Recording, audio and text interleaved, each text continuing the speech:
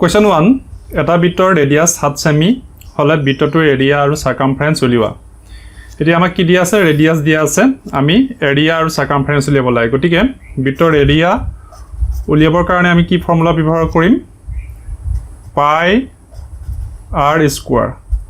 পাই ভ্যালু আমি জানো 7/22 পূৰণ r কিমান দিয়া আছে 7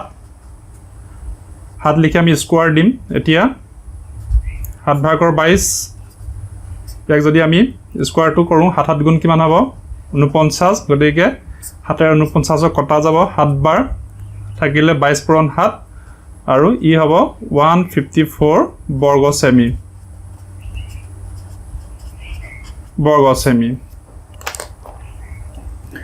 এৰিয়া ওলাই গ'ল। এটা সাৰ্কামফাৰেন্স উলিয়াব লাগে। সাৰ্কামফাৰেন্সৰ বাবে সাৰ্কামফাৰেন্স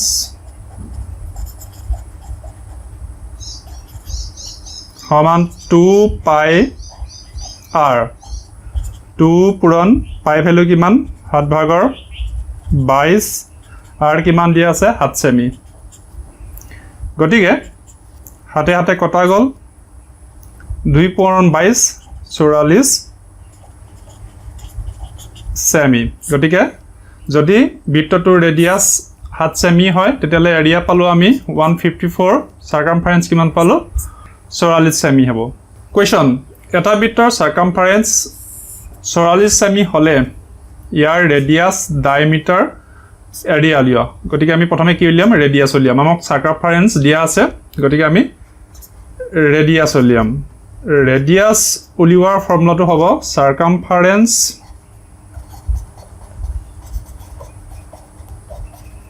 হৰণ 2 পাই। এটা সাৰ্কামফাৰেন্সৰ ভ্যালু কিমান দিছে 44 সেমি হৰণ 2 পূৰণ পাই ভ্যালু আছিলে 7/22।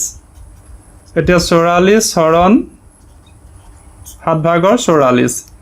এতিয়া 44 এই হৰণটো যদি আমি পূৰণ কৰো তেতিয়ালে ইয়াৰ এই ভগ্নাংশটো উল্টি যাব 44/7 হ'ব। গতিকে 44 কটা যাব 7 সেমি অৰ্থাৎ ৰেডিয়াস কিমান r সমান 7 সেমি। এতিয়া আকৌ যদি ৰেডিয়াস 7 সেমি হয়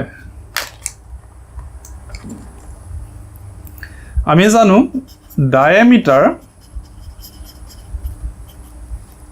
2 পূৰণ ৰেডিয়াস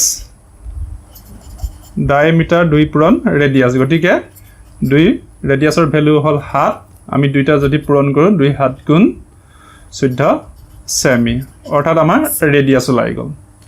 এতিয়া আমাৰ ৰেডিয়াস উলিয়ালো ডায়ামিটাৰ উলিয়ালো। এতিয়া এৰিয়া উলিয়াব লাগে। সাৰ্কুলাৰ এৰিয়া উলিওৱাৰ ফৰ্মুলা কি? পাই r স্কয়াৰ। গতিকে পাই ভ্যালু হল 7/22 আৰু আমাৰ ৰেডিয়াস আমি অলৰেডি উলিয়ালো 7 সেমি। ইয়াৰ স্কয়াৰ কৰিব লাগিব। তাৰ পিছত 22/7 ইয়াক যদি আমি 7 গুণ কৰো 49 হ'ব আৰু হাতেৰে 49ক 7 বাৰ দি কটা যাব। গতিকে 22 পূৰণ 7 হলে আমাৰ হ'ব 154 বৰ্গ সেমি। গতিকে সাৰ্কামফাৰেন্স যদি বৃত্তটো সাৰ্কামফাৰেন্স দিয়া থাকে তেতিয়াহলে আমি ৰেডিয়াস উলিয়াবৰ কাৰণে ৰেডিয়াস ইকুৱেল সাৰ্কামফাৰেন্স ডিভাইডেড বাই 2 পাই এই ফৰ্মুলাটো ইউজ কৰিব লাগিব। তেতিয়া ৰেডিয়াস ওলাব আৰু ৰেডিয়াস ওলালে ডায়ামিটাৰ আৰু এৰিয়া অটোমেটিক আমি অতি সহজে উলিয়াই ল'ব পাৰিম।